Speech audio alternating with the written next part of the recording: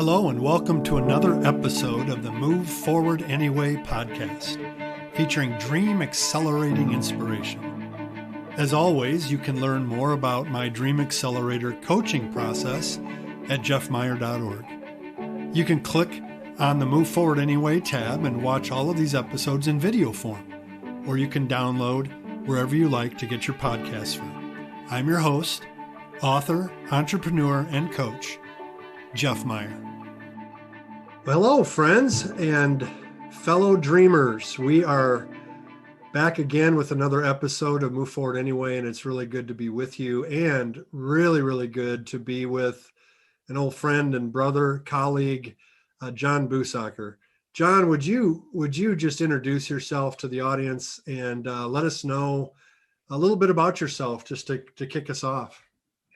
Yeah, Jeff, you should introduce me as a longtime friend, not an old friend. Oh, did I say old? I'm sorry. Yes, I just had a birthday yesterday, so I'm a little sensitive here today. So happy birthday! Thank you. So I am a writer, speaker, and an entrepreneur. I am on my third career, I would say. I had 2 years as a high school educator and counselor, then 14 years in financial services.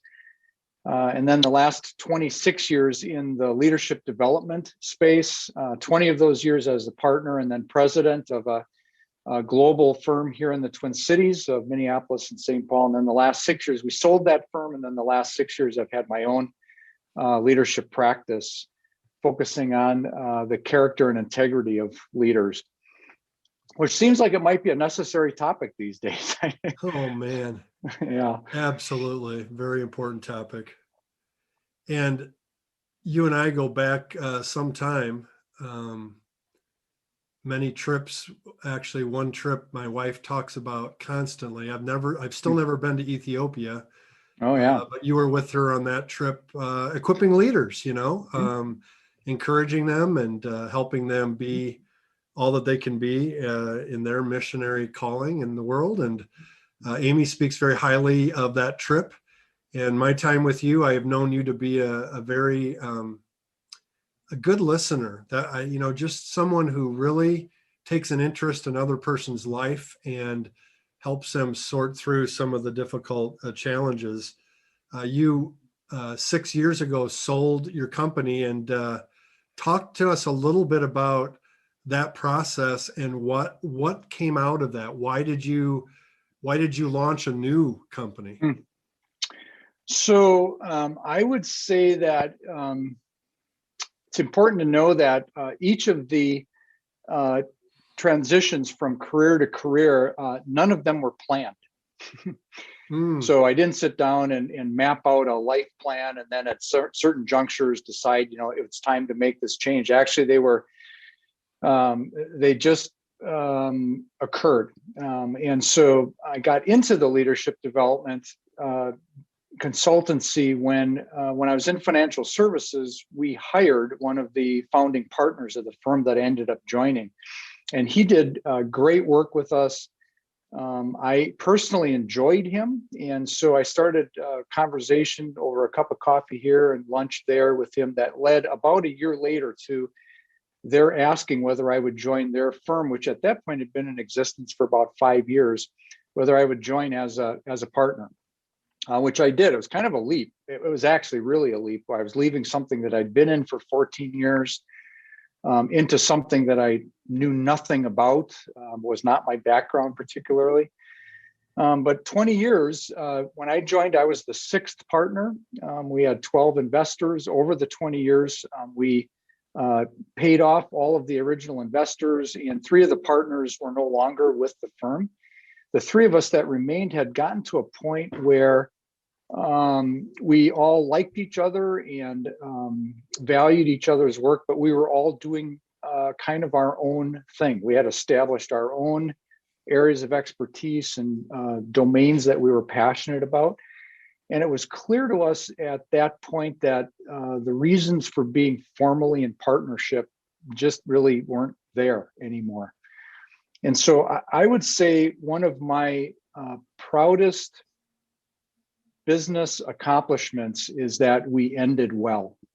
Mm. Like when a marriage ends or when a friendship ends or when a business partnership ends, most often they end poorly. Somebody ends up Mhm. angry, bitter. And in our case, the three of us still like each other. We still communicate with each other. It's been a little bit hampered by COVID. We would normally regularly get together individually, one-on-one with each other. So we ended well, but we decided it was time to move on. And so it took us 6 months to figure out how to end well and how to do that equitably and in a way that was beneficial to us as individual partners. But we did it 6 years ago.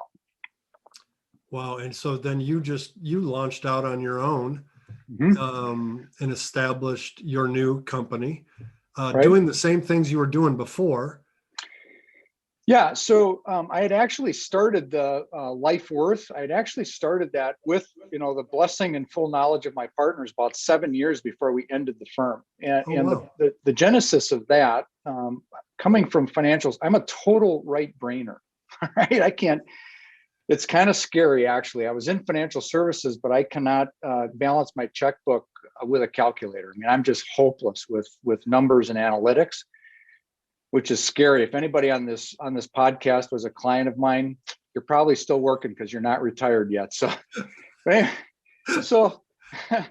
so, but what I've always been interested in since I was a little boy, honestly, it's a God-given gift. It's not something I went to school in. Is people's stories. I've always been interested in people's stories, and so about 7 years before we ended our firm, I had this idea to formalize the emotional side of financial advice and to use a tool that I developed called the Life Worth Statement. So,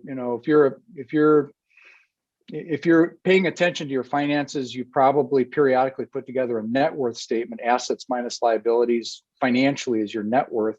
Well, this takes that same concept, but it blows it up to 10 life dimensions. So your health, your relationships, your spiritual life, your work, your hobbies, and there's 10 of them all together, and says, is this an asset or a liability? And then at the bottom, you figure out your life worth, which was where the name Life Worth LLC came from. Because part of what had developed in my own interest and passion was helping financial advisors really learn the stories of the people with whom they're working. Because financial Mm-hmm. advice is nothing but arithmetic. And so, retirement planning, this is just totally MSU making stuff up, but I say retirement planning is 1/3 math and 2/3 life. Mm-hmm. And so this starts to get at the life equation of retirement or wherever you are in your financial life, whatever life stage you're in. So that was the genesis. And then I just carried that work along with the other work that I was doing with clients forward into this new firm.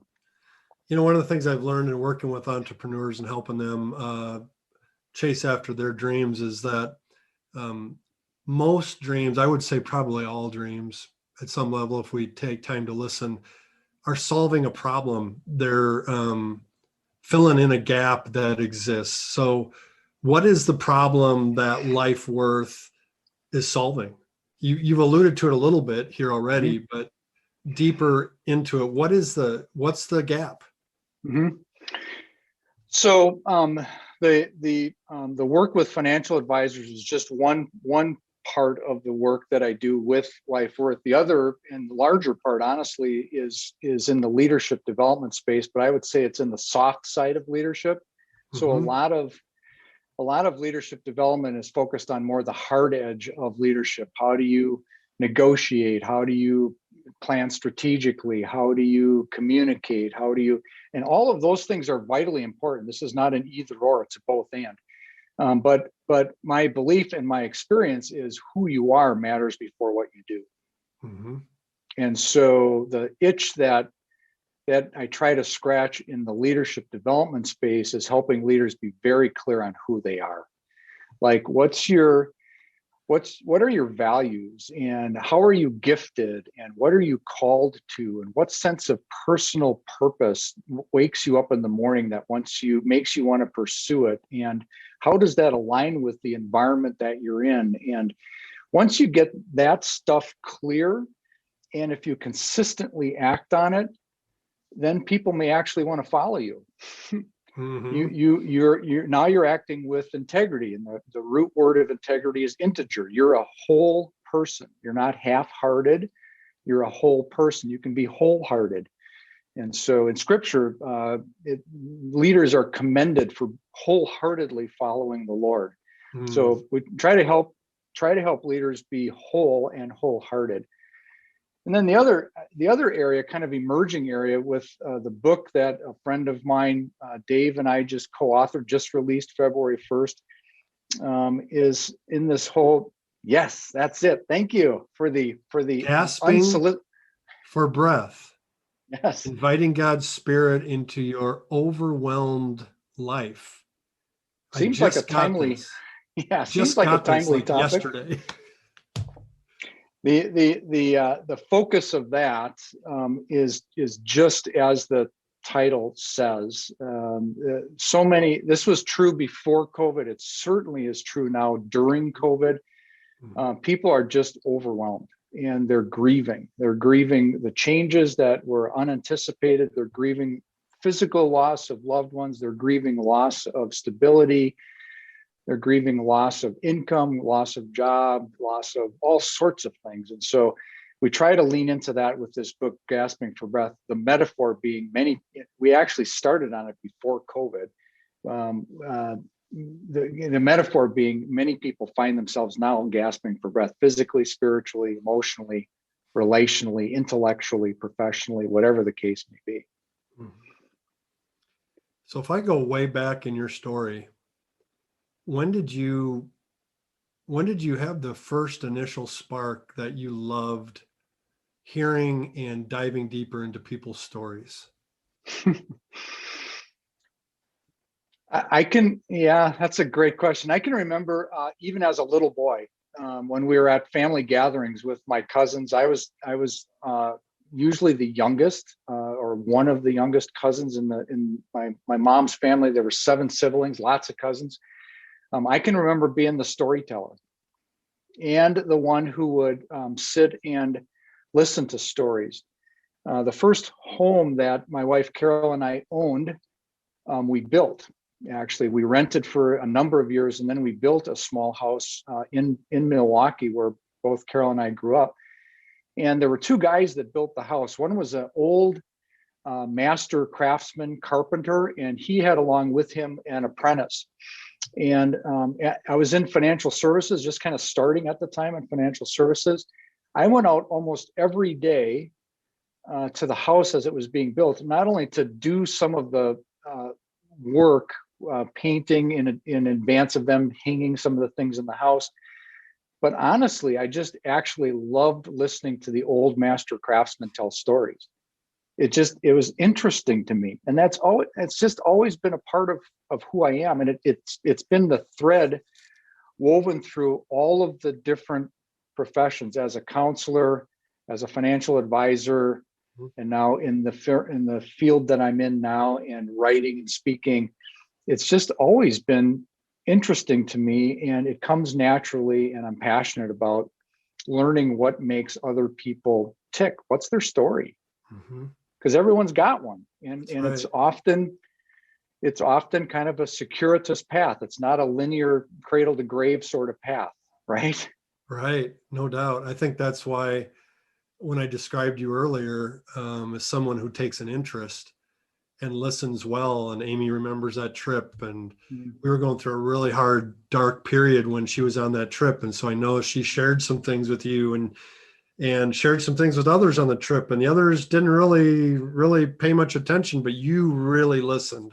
And I just think that's interesting, that as people are listening to this podcast, the dream that you're called or you're being nudged to pursue will probably link in very closely to your unique gift sets and values, and that's why it's so hard to not pursue it over time, because you're not being honest with yourself about who you are. And so many of the entrepreneurs I've worked with have felt stripped of that because they're doing work for someone else's dream.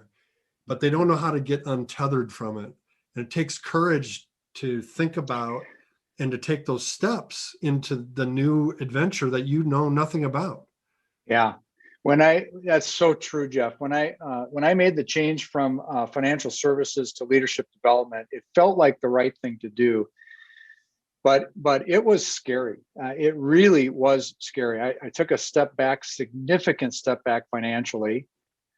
Carol, one of the real blessings of my life is that Carol's been a partner in that life since we were high school sweethearts.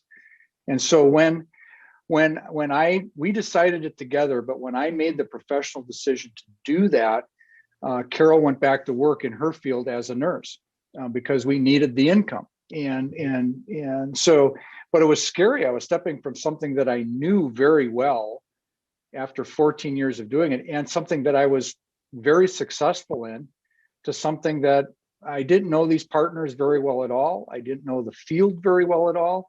And financially, we're taking a 3/4 of income hit to do it. And yet it felt like the right thing to do. It felt like a calling to go in that direction, because it was even more in the direction of being able to listen to and help people move forward in their own story. That's what we did. Yeah. So, yeah. So, talk to me about the softer side. You said it was scary. Tell me, share some of the evidences of fear that you experienced. Like, what was some of the self-talk after you made that choice, or as you were thinking about making that choice, or you were a year into it and it got hard? Because it certainly gets hard when you pursue an entrepreneurial venture like this. What were some of the things that you were saying to yourself in those moments? I have a friend.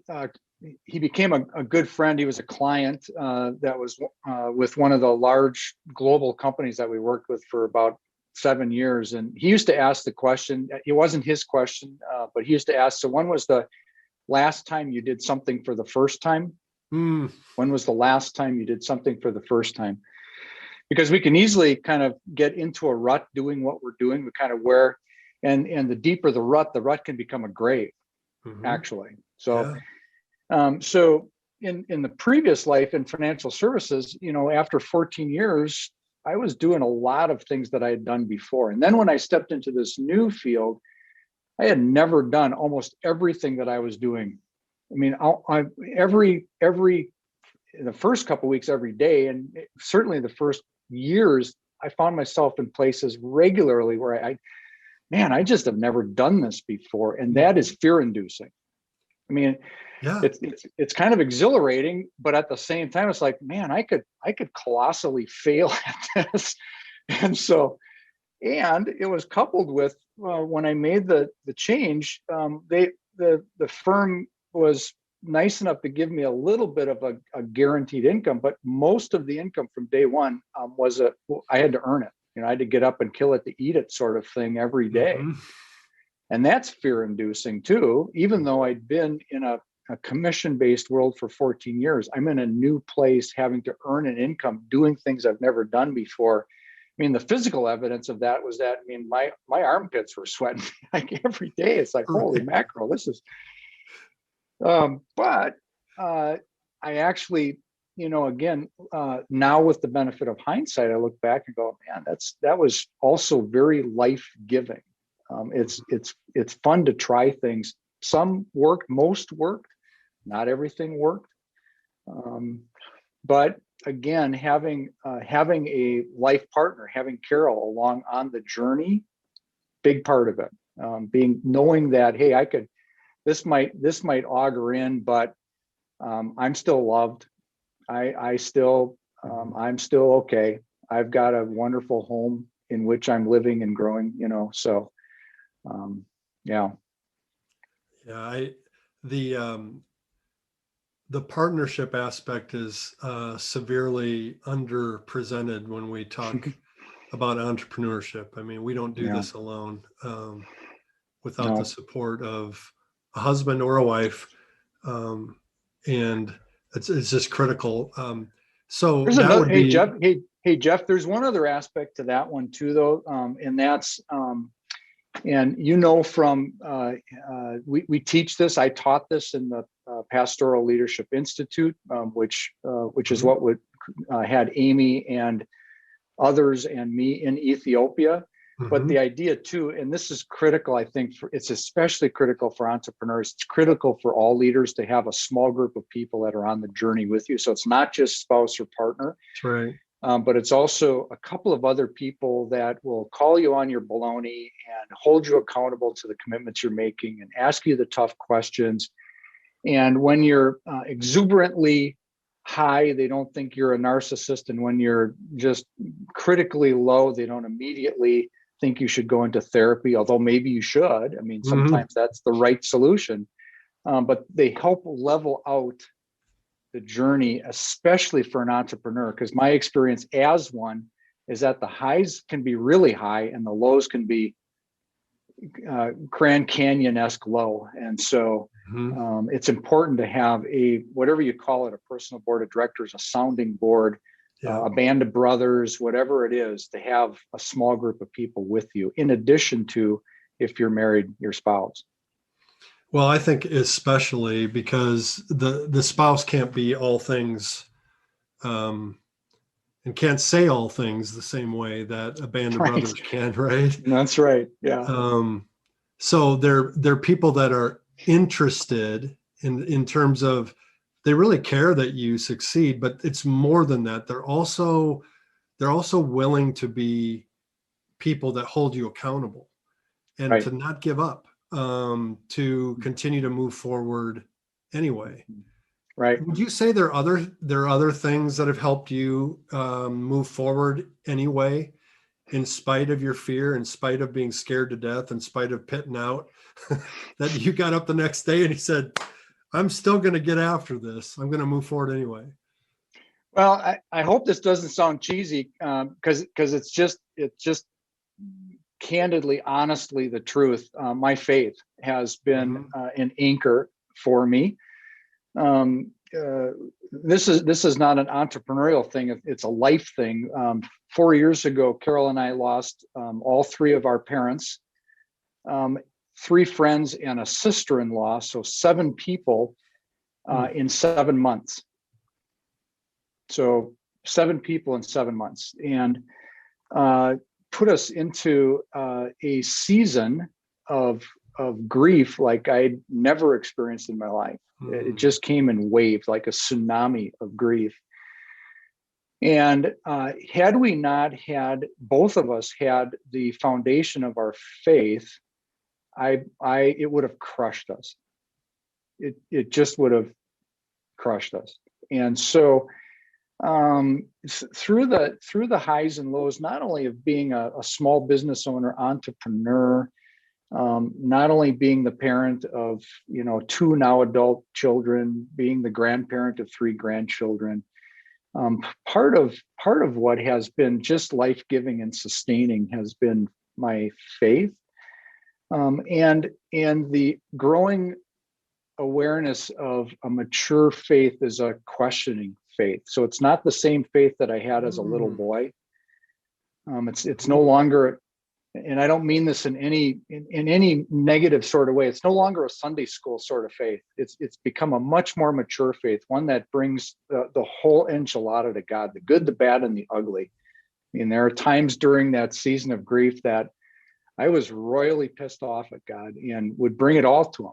And there were times when I was exuberantly happy for having the blessing of being able to finish well with our parents. And I brought that to him too, with the gratitude of that, but also my anger and my grief and my dismay and my confusion and all of it. And that's not a Sunday school faith. That's the real deal sort of faith. And so that's been critically important, not only as an entrepreneur, but just as a husband, father, grandfather, man.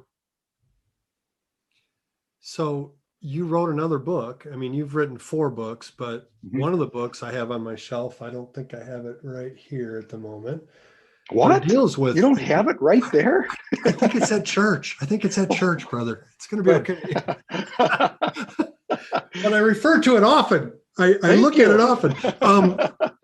No, really. I mean, so tap into that book about the questions that how Jesus led with questions and how he welcomes questions. And what's the connection then with that and entrepreneurship? Yeah. So, great.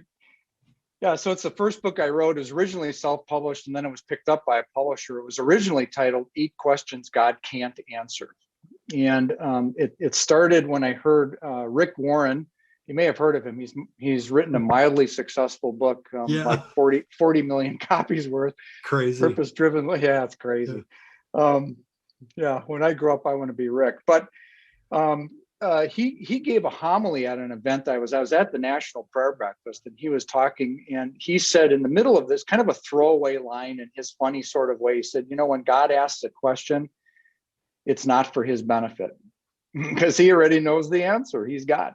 And for some reason that just struck me. It's like, that's kind of a big idea. Like, so I spent the next several months researching Jesus's questions in particular. And it wasn't just because he was a rabbinic Jew that he taught in that method. It's actually the way that God still today, I believe, teaches. He invites us into questions. He never has, and he never will give simple or simplistic answers. He just doesn't operate that way. And so I wrote this book kind of plumbing 8 questions, the depths of 8 questions that were really perplexing to me, and kind of the question behind the question. So, why are you so afraid as the boat is sinking in the middle of the sea? Well, maybe because we're about to drown, right? Like, duh. But there's a lot behind that question, and it's not just a weak faith. I mean, they were on their way over to the other side, and so what's the other side? And so anyway, the connection here is the best leaders with whom I've worked, and as I've gotten, I hope, a little bit better as a consultant and as a coach of leaders. The best ones I know ask the best questions and are accustomed to and more comfortable living in kind of the in-between. They don't think or have the illusion that they have all of the answers. They're comfortable not having all the answers. They're comfortable asking the question, and not in a leading the jury sort of, leading the witness sort of way. Like, I'm asking a question that I already know the answer to. I just want you to give me the answer so it proves that I'm right sort of way, which isn't the way Jesus asked questions either, by the way. It's I have an authentic interest in knowing the answer, which is a way, again, of drawing people's stories out. And so as an entrepreneur, I have to be more and more comfortable that very few things are actually black and white. There's a lot of gray. And so I have to be willing to ask questions, authentically ask questions, and listen for the answer, and then act on the answer. Yeah, I think the space to ponder, the space to really think about it and not be flippant with a quick response is really important. What would be some like really important entrepreneurial questions that we could ask in the middle of a dream pursuit, pursuing this new thing? Maybe we can little brainstorm right here. What would be some really good questions for an entrepreneur to ask themselves? So I love, I mean, it sounds like a broken record. I love asking people, what's your story? What are you passionate about? And some people start to give you kind of a surfacey sort of answer, but then you go, so, what wakes you up at 3 o'clock in the morning in a cold sweat, in a good sort of way, not like in fear, but like, man, that's actually how this book, Gasping for Breath, came to be. I woke up at 3 o'clock in the morning with it. Truly, like wide awake with the idea of writing this with my friend. And so that's a good question. What are you afraid of? What have you done that has given you great joy? What's life-giving? What's life-taking? What what question or issue or opportunity or problem in the world do you think you're uniquely created to answer, solve? Mm-hmm. Are all things that I think can be at the nub of what an entrepreneur pursues. This is not a new one, or it's not original, I should say. It's from Who Moved My Cheese, but one that always has stuck with me is, if you weren't afraid, what would you do? And great question. And yeah, I just think that the questions are the most important thing that help us unlock understanding. Another one I like is, what is trying to happen here? Mm-hmm. It's a good one. It's great. If we believe that everything changes when we do, what are you called to change right now? Mm-hmm. Yeah, those. The other one that I ask half jokingly, but actually not, is, what's the worst that can happen? Mm-hmm. So if I do this, what's the worst that can happen? And then pursue really, and then pursue it a little bit really. And so a lot of times the fear that I have of pursuing something, assuming it's a good thing, the fear is actually irrational. Like what I think the worst that could happen, like, I'm not going to die trying this. I'm not going to lose everything trying this. I'm not going to completely lose my reputation or face doing this. So yep. What's the worst? Well, the worst is that I fail and I learn a lot, maybe. Or right. Yeah. In our dream discovery and dream demonstration process, I ask, well, what are the risks in going for it for you? And most people that I've led through that question are pretty clear. They just kind of rattle off all the risks because they've thought about all the risks. Right. I could fail. I could be found out as a fraud. I financially could lose a whole bunch. Yeah. But then I flip it and I ask, what's the risk if you don't go for it? Like, what happens if you just stayed in the same lane doing the same thing and nothing changes? Where will you be 5 years from now? What's the risk if you don't? And that's when I see the softer side get pulled out. I see emotion then, because they're like, I haven't really thought about that before. Right. And it's even more scary to think about not doing it than doing it. Oh my gosh. One guy said to me, I have to do this. Right. Yeah. Right. Yep. Yeah. I can't not do this. Yeah. Yeah. What can't you not do? That's another great question. Right. Right. Oh man. It is so enjoyable to talk to you. Please give Amy and my love to Carol. I'll do it. And I look forward to someday reconnecting and having some good, slow conversation and get reconnected with what's going on in our lives. Thank you for being on my Move Forward Anyway podcast, and for the encouragement you have brought to my audience here. And if someone wants to get in touch with you or learn more about what you're doing, how do they reach you, John? So the two, one, I would encourage, if you want to, just shoot me an email. So my email address is Busacker, Busacker at John, JOHN, Busacker.com. So just personally email me. Or the website for our new book is Gasping for Breath. Yep, just like it looks in the title, Gasping for Breath book.com. And there you'll have a little bit more on the bio and a little bit on the book. And if you're interested, you can just purchase the book right off the website. But that will give you a little bit more insight as well. Yeah, you can also sign up for a newsletter or email news about the book or anything that develops from the book.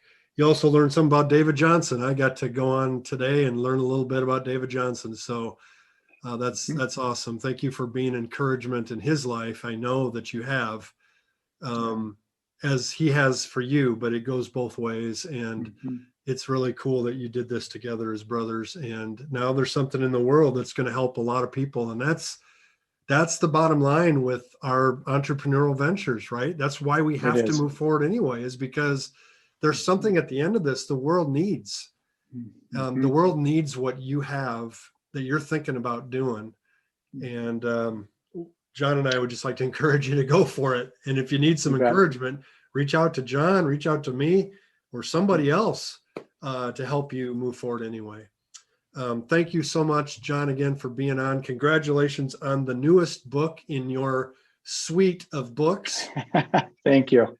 And for the company Life Worth and all the great work you're doing for leaders and for followers, by the way, to help them be competent leaders and be true to who they are. I really appreciate you, brother. Thanks again for the time. My pleasure. Thanks. All right. Hey, fellow dreamer. I hope you enjoyed today's episode. Head over to my website, jeffmeyer.org, for all the show notes and links. And remember, fear will come, fear will stay. Move forward anyway.